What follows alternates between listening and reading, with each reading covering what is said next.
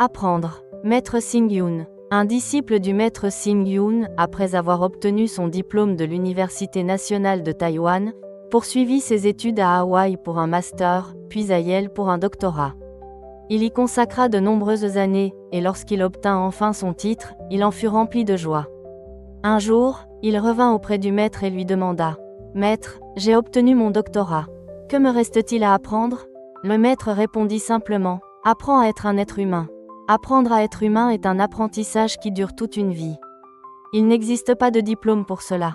Peu importe que l'on soit intellectuel, artisan, paysan, commerçant. Tant que l'on continue à apprendre, on progresse. Voici les leçons essentielles que je souhaite partager avec vous. 1. Apprendre à reconnaître ses torts. Trop souvent, nous rejetons la faute sur les autres, persuadés d'avoir raison. Mais refuser de reconnaître ses torts est déjà une erreur. On peut demander pardon à ses parents, à ses amis, à la société, au Bouddha, voire même à ses enfants ou à ceux qui nous ont blessés. Reconnaître ses torts ne nous amoindrit en rien. Au contraire, cela révèle la grandeur de notre cœur. Savoir s'excuser, c'est déjà une belle pratique spirituelle. 2. Apprendre la douceur. Les dents sont dures, la langue est souple. Et pourtant, à la fin de la vie, ce sont les dents qui tombent, pas la langue. C'est dans la souplesse que réside la durée. Un cœur doux est le signe d'un progrès profond dans la voie. On dit des gens rigides qu'ils ont un cœur dur comme l'acier. Mais si, comme l'enseigne le Chan, on apprend à apaiser son souffle, son corps et son esprit, peu à peu, l'esprit agité, semblable à un cheval fou ou à un singe turbulent, s'adoucit. Alors la vie devient plus joyeuse, plus longue, plus paisible. 3. Apprendre la patience. Il suffit parfois de retenir une parole, et le vent s'apaise, de faire un pas en arrière, et l'horizon s'ouvre. La patience permet d'aplanir les conflits, de dissiper les tensions, de transformer les grandes épreuves en petites, et les petites en rien du tout. Celui qui veut vivre pleinement, qui veut traverser la vie avec lucidité, doit apprendre à supporter, à accepter, à voir les choses telles qu'elles sont, avec sagesse. 4. Apprendre à communiquer. L'absence de dialogue engendre conflits, malentendus et souffrances. Il faut apprendre à se comprendre, à se soutenir, à se pardonner. Nous sommes tous frères et sœurs sur ce chemin de vie. Comment vivre en paix si chacun campe sur ses positions, sans jamais tendre la main à l'autre ? 5. Apprendre à lâcher prise. La vie est semblable à une valise. On la porte quand on en a besoin, on la dépose quand ce n'est plus le moment. Mais beaucoup traînent derrière eux des poids inutiles, incapables de s'en délester, et souffrent. Notre passage sur Terre est court. Reconnaître ses erreurs, respecter, pardonner, c'est permettre à l'autre de nous accueillir. Et c'est dans le lâcher-prise que naît la vraie liberté.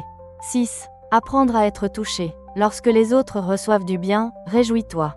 Lorsque tu vois une belle action, une belle âme, laisse ton cœur s'émouvoir.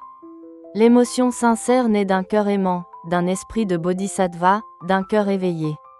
Dans ma vie, tant de paroles, tant de gestes m'ont bouleversé. C'est pourquoi je m'efforce, à mon tour, de toucher le cœur des autres. 7. Apprendre à survivre. Survivre, c'est d'abord prendre soin de son corps.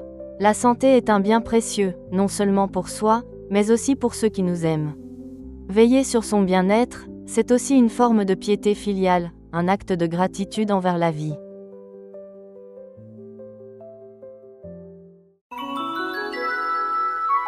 Puissé-je renaître en la terre pure de l'Ouest, dans une fleur de lotus des 9 grades, comme mes parents. Quand la fleur s'épanouira, je verrai le Bouddha et réaliserai l'inconditionné. Je serai accompagné des bodhisattvas qui ne régressent jamais. La terre pure, ou Sukva, est un royaume de félicité décrit dans le bouddhisme Mahina, particulièrement révéré dans les écoles de la terre pure. Ce paradis spirituel, situé à l'ouest de notre monde, est dirigé par le Bouddha Amitabha, connu en chinois sous le nom de Amitofo, dont le nom signifie « lumière infinie » ou « vie infinie ». Selon les enseignements, Amitofo a fait le vœu de créer un monde sans souffrance, où tous les êtres qui récitent sincèrement son nom avec foi peuvent renaître après leur mort. Cette pratique, appelée Nyanfo, consiste à invoquer le nom du Bouddha par la récitation. Namo Amitofo, ce qui signifie hommage au Bouddha Amitabha.